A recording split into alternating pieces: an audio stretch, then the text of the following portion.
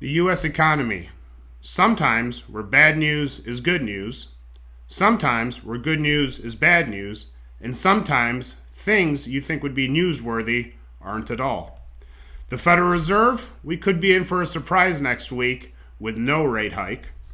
And housing and mortgage rates, it looks like the banks are following the old Wu-Tang Clan adage of cream, cash rules everything around me, and they don't want to let go of any of theirs right now. Welcome back to This Week in Mortgage, everybody. My name is Sam Battaglia at Mortgage Black in Beverly Hills. I hope you had a great week. All right, the U.S. economy.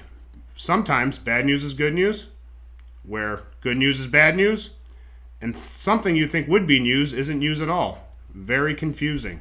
But I do have some things to look at for this good news, bad news economy. More layoffs. A lot of companies, different sectors. Seems like every day now you turn the TV on and some company in some sector is laying off 6 to 12% of their workforce. Not good for the economy. Also, something else not good for the economy. I want to say it's the preliminary GDP reading for quarter one of this year. 1% and change, a low change for that matter. The economy has certainly slowed down, just like the Federal Reserve wanted it to. Now we have to hope we don't go to zero growth or negative growth, because then our conversation completely changes. And we also got some numbers from a major, one of the two biggest shipping and logistics companies in the country for that matter, and I believe they're global. And they basically are on the front lines, and they are a big precursor telltale sign to the U.S. consumer and the economy. And things were slow in the first quarter. And they're hoping for Christmas holiday season to get them going again. That's a long ways away. I think they've got a rough road ahead, which is a signal for our economy slowing down further in the next few months. That is the bad news. The good news is this all may cause the Federal Reserve to finally stop raising interest rates. Now, we do have a jobs report next week for the month of April. I wish that report was out today ahead of the Federal Reserve's meeting next week, because I believe when they get those numbers, I think they'd be more inclined to sit still and not to raise, but we will see how that shakes out.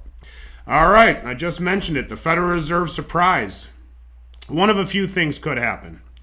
Number one, we could get no rate hike, and they could signal that they are done.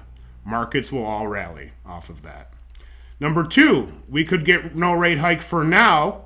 They could call it a pause that is dependent on economic data, and if need be, they would resume.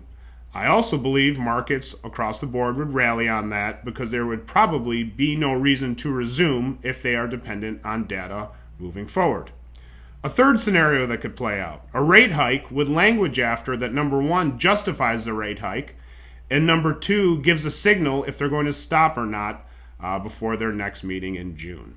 So we will see how this shakes out. But the speculator in me wants to now come out and say there's a 50% chance that there is no rate hike next week. Could be the Federal Reserve surprise that we've all been waiting for. We will, of course, see how this shakes out. Housing and mortgage rates. Boy, the banks don't want to let go of their money right now. But I will tell you this.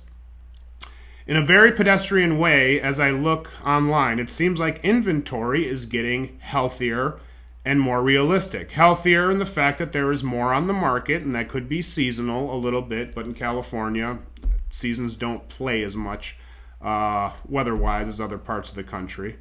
But it does seem like the sellers are now also ready to reduce prices if they're not getting any bids at their listing price.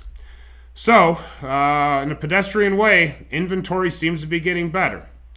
Mortgage rates, however, right now are disjointed from any sense of reality. Few reasons for this. There's a lack of secondary market. The buck is stopping with whoever originates the loan for the most part right now, as there's only a few buyers on the secondary market, the government, of course, being the main buyer.